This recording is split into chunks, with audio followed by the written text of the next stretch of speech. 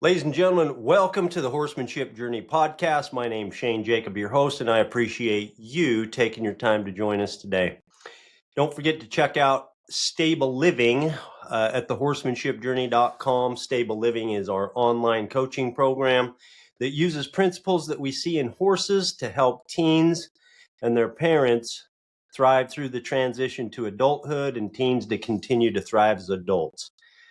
Today, we're excited to have our special guest for today is David Osk. Did I say that right, David? You did. All right, good deal. I'm glad to hear it. David is an entrepreneur, an inventor, and a coach. And in his spare time, he sings on stages all across the country.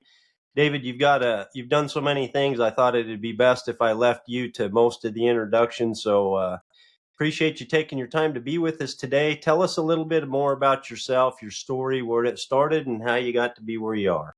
Yeah. Well, first of all, thanks for having me on. I did some research, not only on your podcast, but on your website. And you and I have got similar hearts in caring for families in various ways. So I'm really thrilled to be here with you and honored to be here. It looks like you're doing really, really important work. I grew up in a little town in Minnesota, actually. And I moved to Nashville when I was, right after high school, really. So been here for quite a few years, and it's been a great place to raise a family. Lisa and I have been married for 25 years now, and I've got a 19-year-old son who's in college, just entering his second year in college, and my daughter is actually starting her senior year. So that's kind of my family profile there. But I do a lot of different things. That's kind of my personality. I kind of fit that, the definition of an entrepreneur, kind of multiple irons in the fire. And,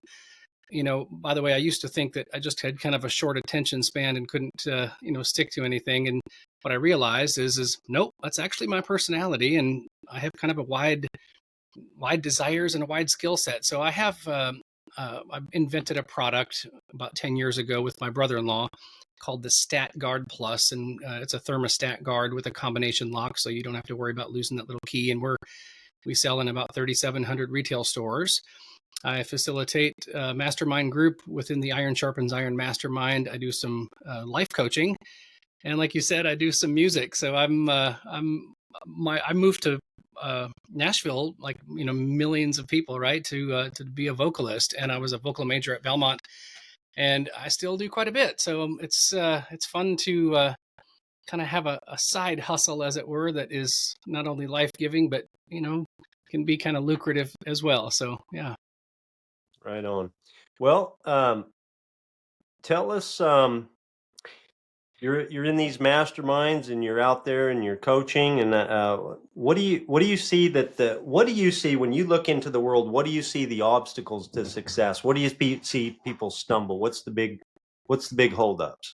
Man, that's a great question. I think the first thing would probably be this idea of self-awareness, and that I think a lot of that kind of gets misunderstood. And it's I like to kind of pop a few bubbles, with regards to words like authenticity and identity and things like that. I'm one, and I think you're tracking with me here. I ask people quite often, where do we even get the word authenticity, right? When we're talking about self-awareness, we get the word authenticity from the word author, right? We didn't make us. I didn't make me.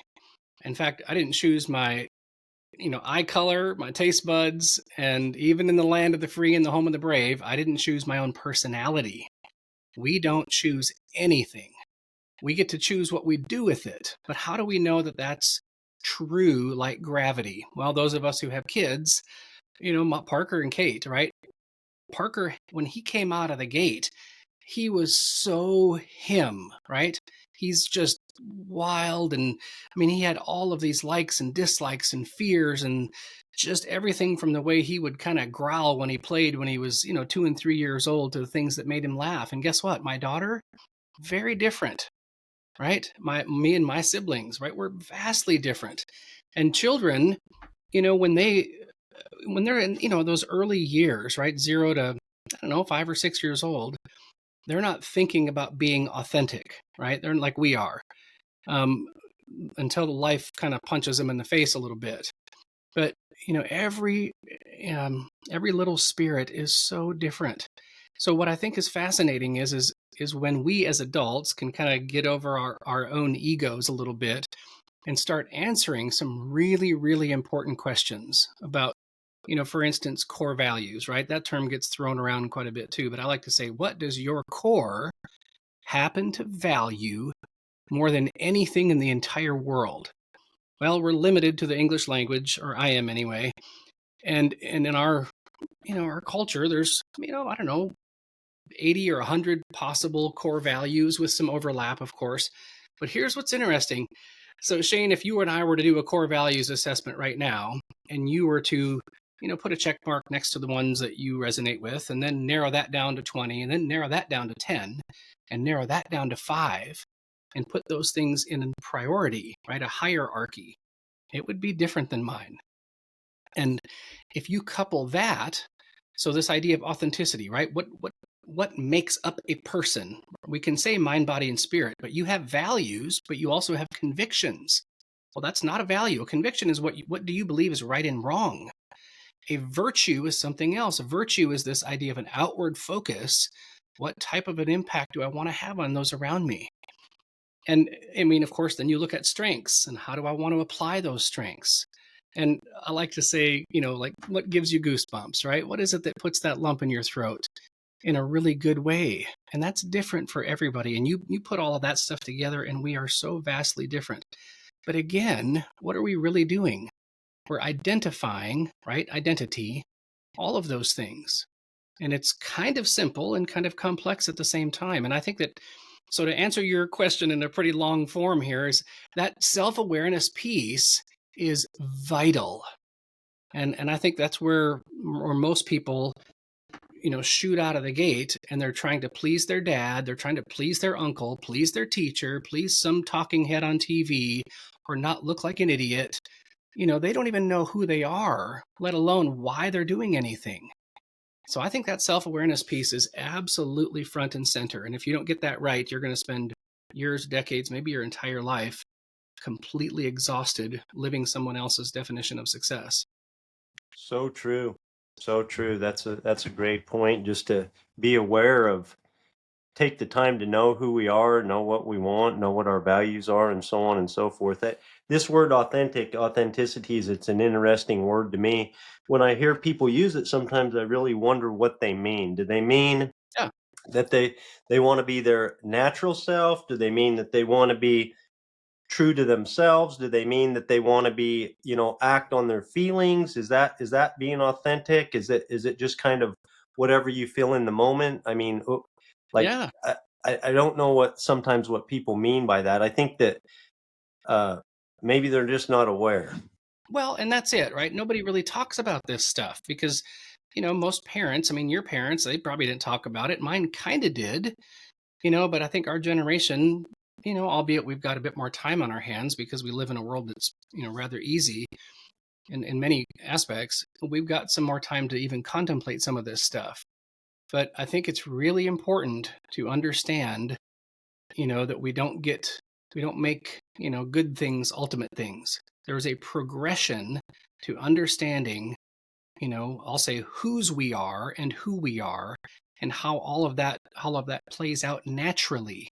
But if we get that, those things out of order, guess what? We don't feel natural. We start to feel anxious, imposter syndrome and depression and all that kind of stuff. But when we get the right order, by the way, that I work real closely with a guy named Dr. Andy Garrett, who's a psychologist, and he told me one time, he said, do you know where we get the term disorder? Like mental disorder, eating disorder, whatever it is. There's something out of order. It's disordered. And so when we understand, that God made everything with a purpose and a progression to understand it and use it, and we get those things in order, well, guess what? Follow the clues, right? We start to feel genuine. We start to feel, resilient and courageous and free, and we have clarity of purpose. But if you don't understand those things, right, you're going to suffer. It's going to be imposter syndrome and depression. You're going to probably start avoiding certain people and places or homework even. Or, I mean, you talk, of course, your mission is to help parents and teens, and I do a lot of that as well. But think about young people, right? They're sitting most likely in a classroom where they're constantly comparing themselves to someone else with no rudder. They're extrinsically motivated as opposed to, hey, guess what, guys? This is who I am. This is who I value. This is why I get up in the morning. This is the dent in the universe that I want to have. These are the tools that are in my belt, and when they don't have that, they're going to start avoiding, everything from good conflict to bad conflict, to conversations that they should have. They're going to be, suffer fatigue and isolation. And you name it, the list goes on and on. But again, when we start identifying those things and get them in the right order, well, guess what? We start to feel rather natural and free and courageous and resilient. Right on. So we hear, as we go on, if we have something that we want to change, if we're seeking change, if we want to develop ourselves, one of the things that we hear a lot in the world is that we hear to focus on the why.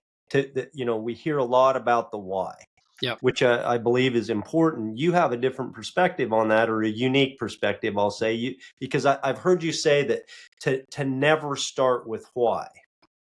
Yeah, and there's a book out there, Simon Sinek, who wrote the book Start with Why, and of course, there's so many great things in there. He's probably a much more intelligent person than I am, but I think that what's fascinating is if you don't start with who first, right? Back to that self-awareness piece.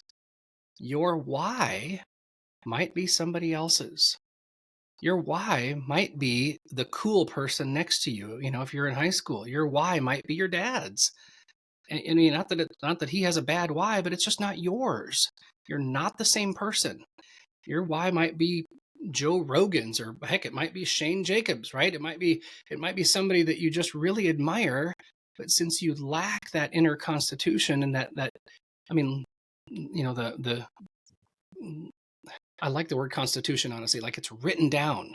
It's almost like when you think about your inner constitution, like the stone tablet. This is me. If you have not identified, right, if you don't have an identity, your why, again, it might not be, but most likely it's going to be a definition of someone else's success.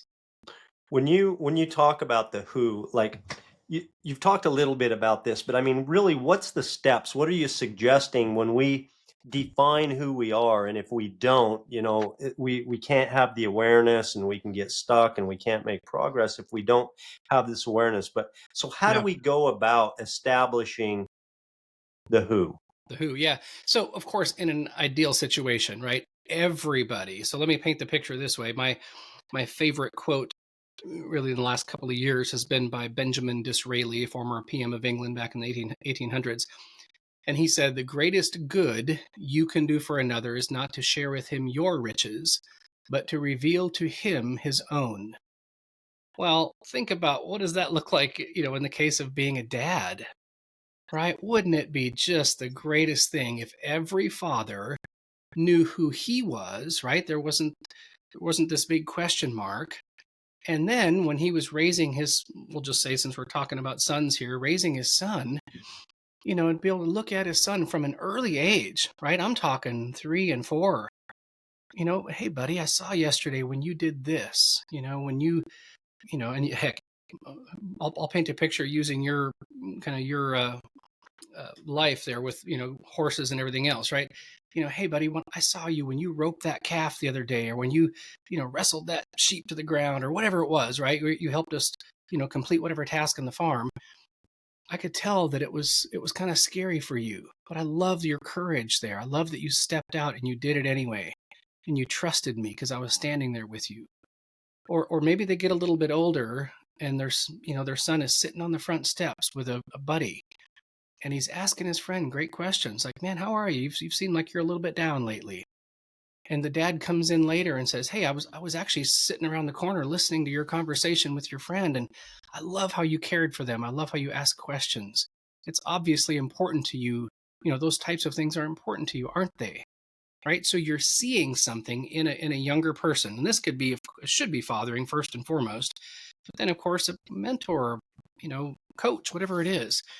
You're seeing something in a younger person, and you're saying something. You're validating the riches, the identity, those clues, right, that are starting to rise to the top as they, another clinical term, as they self-actualize, right? Those teen years and early 20s, when they kind of draw a line in the sand, or they should anyway. This is who I am, and here's the boundaries around me. And but so what if you didn't get that, right? And this is something that you and I see, right? Because we're coaching a lot of people, families, fathers and mothers and so on, that this is an absolutely foreign concept to them.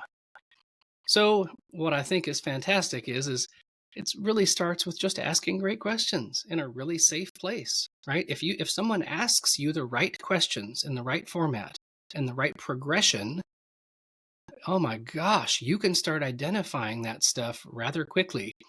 And what I think is neat too is, we're made, to be in community with one another.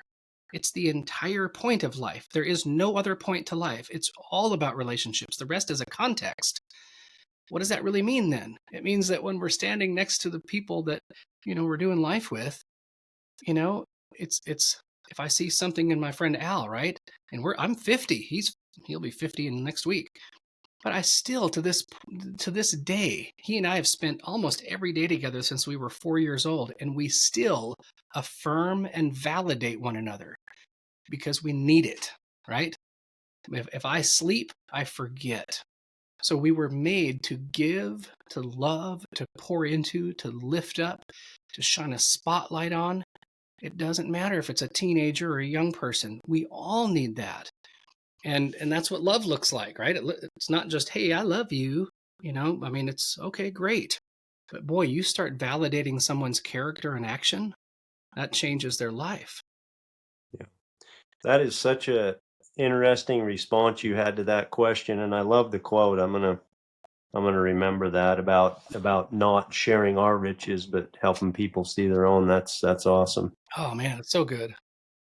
Um, Wondering, David, if you could talk a little bit about resiliency and grit, the difference. Just talk about that. Yeah. So this is something so Dr. Andy and I, we walk, not only cohorts and things like that through what he calls his True North resilience, program, but we do corporations even. So 2 weeks ago, I was in Oregon walking a restaurant chain, director leveling up their whole staff through this resiliency program. So I'll paint the picture really quickly. Resiliency is just simply getting up faster, right? If we had to break it down into something, this idea of I got knocked down, I'm getting up quick. If you're resilient, you're not laying on the ground for 3 days, right? You get knocked down, you stand up. But here's what's fascinating is if you have self-awareness, resiliency isn't just standing up for extrinsic motivation, right? I'm embarrassed, I'm in the mud, I'm going to get up just because I'm embarrassed. No. So Dr. Andy has this analogy where he says true resiliency is like a basketball, right? You bounce it hard on the court, and for a split second it loses its shape. But then what? Right back to a predetermined, measurable, definable space. So when you have that self-awareness piece, right, it's like, boom, I'm back. And grit, I think it's, I'm writing a book called The Guardians of Grit, and it's for, dads who want to raise uncrushable young people.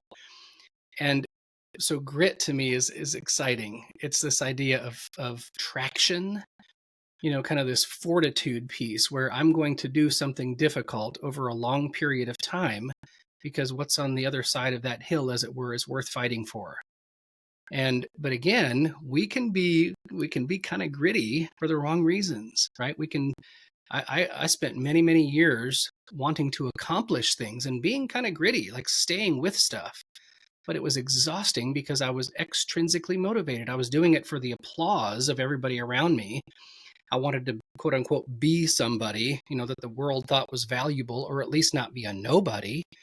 And there's a big difference. When you understand who you are, resilience and grit are a predetermined definable place inside of you.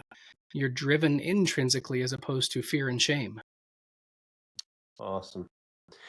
Looking forward to your book about boys and man being grit. I think that there's ideas and that we've had in the world. Maybe they're changing of how how we perceive weakness and what grit is, and really what toughness is, and really what courage is. Yeah. And you know, it used to be that some things that were and still are perceived as weaknesses is something that's really, I think, hurt manhood and boyhood. Do you have any thoughts on that?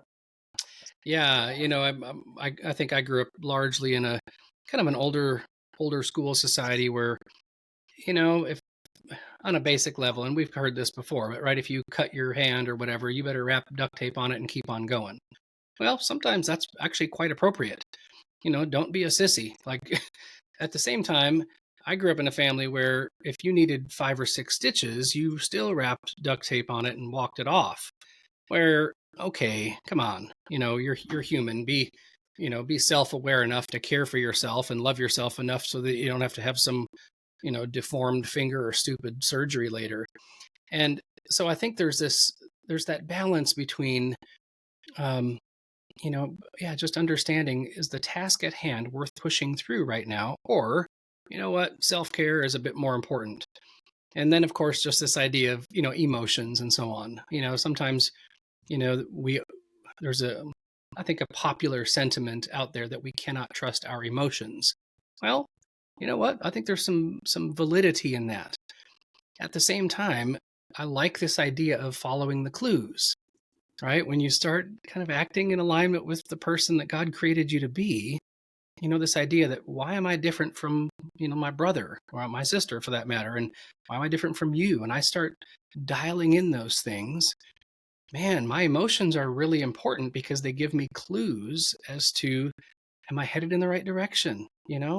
And again, that's not necessarily that the clue might be something as easy and even makes me happy. It might be that I've actually driven a stake in the ground and I'm willing now to do hard things and experience severe opposition because what I'm doing is I believe in it and I'm not looking for happiness, I'm looking for fulfillment. And there's a huge difference there. So I don't know, does that answer your question? That's it does. Just wanted to come back, and I guess, and just ask you, listening to you today and your experience and your own life and in helping others. What I don't know, any thoughts on like what can listeners do to like move the needle in their own lives? Oh man. Yeah. So I think again, kind of these pillars. It's, you know, self-awareness. But to me, that includes, your faith, right? Your mind, body, and spirit. You really need to decide what you believe about who created you, right? It's a big deal. So I'm not gonna go too far there. But that idea of self-awareness, also a support system, your inner circle, right? If you think about the knights at the round table, and I sent a picture of the knights at the round table I created with ChatGPT the other day. Sent that to a buddy of mine, and I said, I'm glad to be sitting at this table with you. And your support system, that inner circle is just absolutely important. And so pick those people, right? And when I heard somebody say the other day, by the way, everybody is a counselor. Meaning, if you open your mouth, you're giving counsel. So make sure that you listen to people who are wise, people who've fallen down a bunch and gotten up, and who are who do justly and love mercy and walk humbly, because quite often you're going to listen to somebody who actually is just very compelling, but what they have to say is absolute horse hockey. So you got to be careful with that. Um, and then I think, lately, I'll be honest, if I'm gonna just maybe spitballing here, I think this idea of self-care is just really important. That's something that I didn't learn very well. And so I think to love your neighbor as you love yourself, I think most of us need to spend a bit more time on that. Whether that's just some mental space, right? Just block out the noise. Be willing to think your own thoughts and trust your own thoughts. Um, care for your body, care for your spirit. Surround yourself with great people. Make sure that you're being filled, and make that a priority. Otherwise, you're going to suffer, and everybody else around you is as well. Right on. Yep, I'm with you. Stay away from the horse hockey. That's right. I got that from that old movie MASH. Yeah. David, tell us about the music you're making and some of the cool things you've done, and what's that about? What exactly do you Oh do? Tell man. us all about it. So, it's funny. I moved to Nashville, and a few years later recorded a record with my sister that's like a contemporary Christian record. And then my mom was a music teacher. So we grew up listening to, every kind of show tune, classical, you name it. So largely, my music can be defined as kind of popra. So if you go search David Ask, David ASK, it's on Spotify and iTunes and so on. I've got a few things on YouTube. And but I I've been able to sing for the governor here and at the Symphony Center, and I mean sing backup and share the stage with a lot of famous people. It's been really really exciting, and I've had some really really neat moments. In fact, I'm looking at a non-disclosure agreement on my wall so I got to sing at I'll say it this way. I got to sing at what probably is the most famous golf course in the country, and 4 times, but they said I can't talk about it, and use their name. But um, so as a golfer and a vocalist, to be able to do stuff like that is really incredible. And um, yeah, I'm actually getting ready here to record some new music this fall, and was actually asked to sing backup for Andrea Bocelli when he was here just a few months ago. And I wasn't able to do it. I had a conflict that night, but I'm grateful. It's one of those things that's kind of a quote unquote side hustle, but man, it's a fun one. Part of who you are. Appreciate that. Yeah. Interesting. David, what would you like to leave us with today? Last thoughts for the horsemanship journey. You know what? I would say a challenge, to the parents out there. Back to that quote.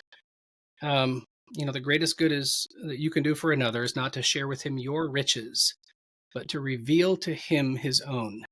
So do yourself a favor and just start asking really great questions about your kids, about what they value. And when you see them doing something that's good and right and pure and noble and lovely, shine a spotlight on it and say something. Look them in the eye, pat them on the back, give them a hug, and validate that stuff.